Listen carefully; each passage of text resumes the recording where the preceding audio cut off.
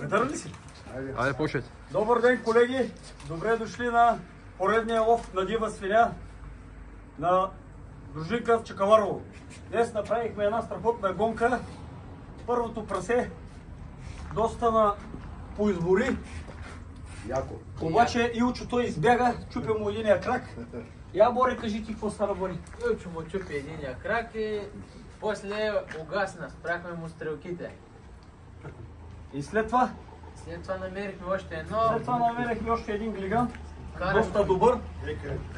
Много хубав запима. Да, и сега Румен ще каже колко го гони. Я, Румен, кажи. Я, Румен, кажи колко го гони. Пъня тигър да мраката. Дядчика работа. Те джипове нагоре надолу, когато ми е такова. Да, ама с те джипове пък му вземе акъла и накрая му гасна. Спряме му стрелките. Да. Малко заря имаше кебърчета. Имаше заря. Първи път му гърмя. Я кой? Я Ивро кажи ти. Я кажи къде му гърмя. Къде е там? Кажи, къде му гърмя на това се? Я кажи. Къде?